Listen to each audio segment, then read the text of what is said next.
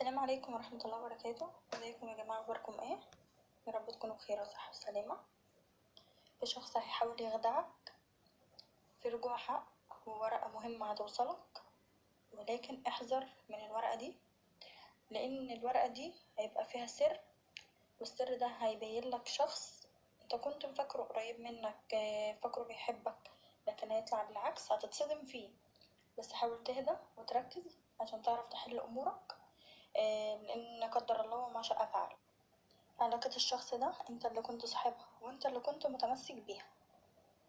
العلاقة دي انت اللي هتحدد مصيرها، ما تخليش حد يتحكم فيك ولا بحريتك.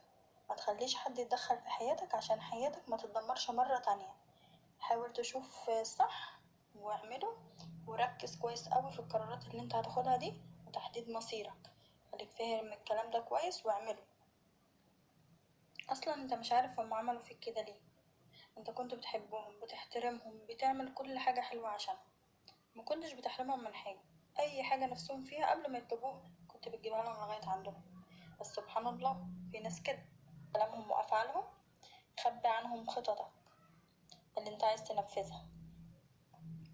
ما تخليش قصصك الشخصية على لسان حد أو في أي مكان.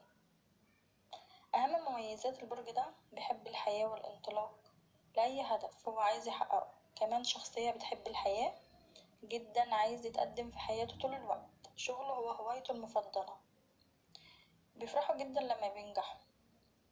خليك إيجابي ناحية تطلعاتك العملية، واوعى تتشائم لو اتصدمت أو اتحطيت في أي موقف مؤذي. ما تركزش على الغلط، بص لقدام عشان تحقق أي حاجة انت عايزها أو أي حاجة انت بتتمناها. كمان ما تتفاجئش برد فعل حبيبك لو كنت مقصر معاه، لأن طبيعة شخصيته بتطلب منك الاهتمام.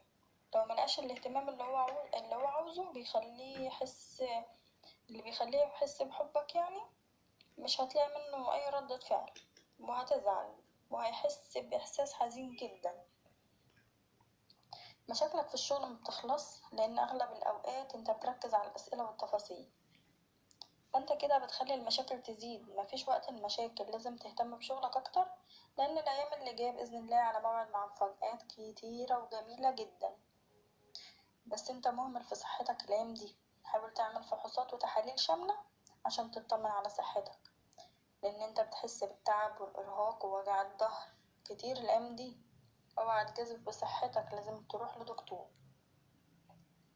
بالرغم من المشاكل الكتير اللي انت بتمر بيها الأيام دي، بس انت هتتحكم فيها. ربنا هيرزقك بدل تعبك ده، وهيرضيك على كل اللي انت مريت بيه من مشاكل وهموم، وكل اللي عدى عليك ربنا هيعوضك بيه.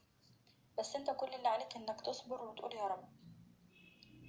شخصيتك بتقدر تخبي حزنها بسهولة جدا، بيبتسموا رغم ان عندهم كمية كبيرة من الهم والحزن في قلبهم، لكن عندهم عقل موزون، بيفكر بشكل كبير عشان يوصل لحل لأي مشكلة أو بتقابله في الحياة.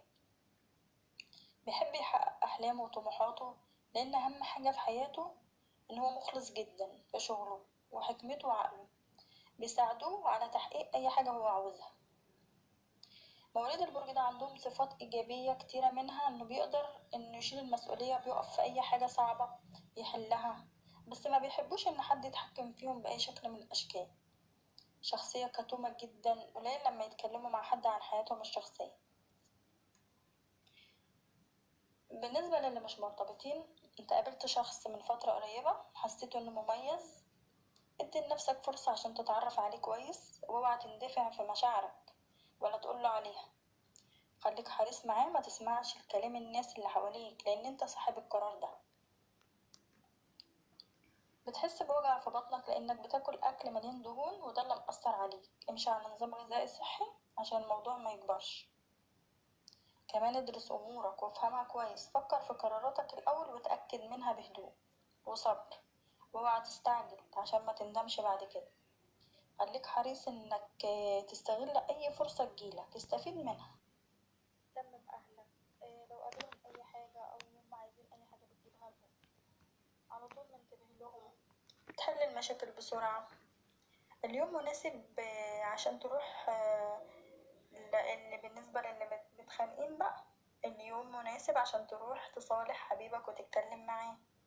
تنهوا الخلاف. انت دايما عصبي ومتوتر وده هيأثر على صحتك بشكل سلبي. حاول تهدى عشان الشريك متضايق منك. في ناس كتير قوي حواليك بتحسدك على فكرة على النعم اللي ربنا كرمك بيها، بيفضلوا يا ريت احنا ويا ريت احنا ويا ريت احنا. بس سبحان الله، عندك حسد وعين وسحر قوي جدا من شخص قريب منك جدا، هدفه انه يفرق بينك وبين حبيبك ومخليك حاسس ببرود من ناحية حبيبك. الحسد والعين ده مقصود. اللي بيحسد ده بيحسد بطريقة وحشة، عينه وحشة، صابتك ظهر عليك من الحالة النفسية اللي انت فيها. وكمان من الحزن اللي بيجيلك فجأة وبيجيلك ضيق في صدرك، جسمك تعبك، بتحس بتقل في كتافك، بتحلم أحلام وحشة، بتصحى متضايق تعبان ومخنوق، دايما حاسس بالصداع، ساعات ما بتعرفش تنام من كتر التفكير، وبتتردد في كلامك، وبتفضل تتوب كتير، ودايما عصبي، وبتتسرع من غير سبب، حياتك كلها متلخبطة. بالرغم انك حنين بس انت مش عارف ايه اللي بيحصل لك ده. بتكون قادر تحل مشاكل الناس كلها، تيجي عند مشاكلك انت بتتعطل. في اوقات كده بتكون عايز تقعد لوحدك، مش عايز حد يقعد معاك. في اوقات تانية عايز حد يقعد معاك، مش عايز تقعد انت لوحدك. عواطفك حلوة جدا، شعورك بالمسؤولية تجاه اي حد كويسة جدا. بإذن الله ربنا هيفرجها عليك. اطلب من ربنا الفرج لأنه من عند الله. ربنا هيرزقك اللي بتتمناه لأنك بترضى بقسمتك ونصيبك، ورضي دايما، ورضاك ده بإذن الله هيجيب لك الخير. حاول انك تردد لا إله إلا أنت سبحانه إني كنت من الظالمين، لأن أوضاعك بقت صعبة زيادة عن اللزوم. بس بإذن الله هتسمع أخبار حلوة هتغير حياتك. انت كل اللي عليك انك تقول يا رب. ربنا سبحانه وتعالى هيفرج همك وكربك، وحياتك هتتغير فوق ما انت متخيل بإذن الله تعالى. هيجيلك خير كتير جدا ونعيم، وحالك هيتغير، ورزق هيجيلك في الطريق. ربنا مدبر الأحوال، هيدبر أمورك وهيدبر حالك. وبالنسبة لموضوع العين والحسد، كل اللي عليك انك تقرا قرآن. سيبك من اي حد يقولك تعالى نوديك للشيخ فلان الشيخ علان، لا مفيش الكلام ده، كل ده غلط. كل اللي عليك انك تتعالج بالقرآن، لانه هو دواء القلوب بس. انت الايام اللي جاية مليانة مفاجآت وتغييرات واحداث، وهيجيلك اخبار سعيدة. الايام اللي جاية هتبقى خير وحب بإذن الله، فرحة بتستناها من سنين. ابشر لان كرم ربنا سبحانه وتعالى هيبقى عليك. بص هتفرح جدا جدا جدا، هتنال رفعة قوية وعلو شأن، انشراح صدر، هتفرح بالبشارة بإذن الله تعالى، معيشة هنية، هتكون صبور، وهتحصل على أي حاجة انت عايزها بإذن الله. والأوقات اللي انت كنت بتقعد فيها لوحدك دي ربنا هيهونها عليك، بس انت ادعي ربنا انه يهون عليك وتخرج من اللي انت فيه. ودايما تردد اللهم صل وسلم وبارك على سيدنا محمد عليه أفضل الصلاة والسلام. عندك نوع من أنواع المشاكل ومش عارف تحلها، كمان في قرار مصيري.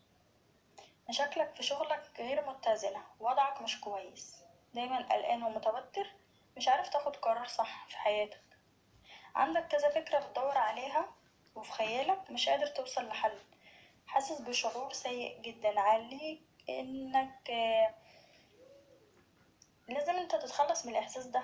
كل اللي عليك انك تستعين بالله، مشاكلك كلها تتحل. نصيحتي ليك اول حاجة تعملها، اقعد مع نفسك وشوف انت ظلمت حد او حد ظلمك ولا ظلمت نفسك بس.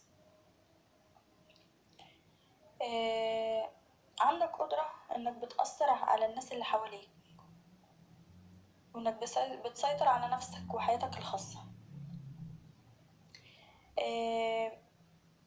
عندك قوة بتخليك قادر انك تواجه اي موقف بيصادفك في حياتك بأحسن طريقة.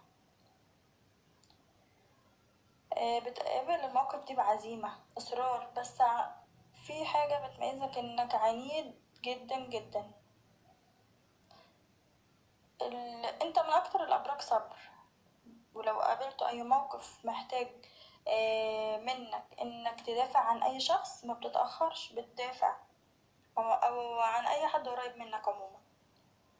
بتظهر للناس كلها قوتك اللي انت مخبيها فجأة. لو لقيت اي شخص متعرض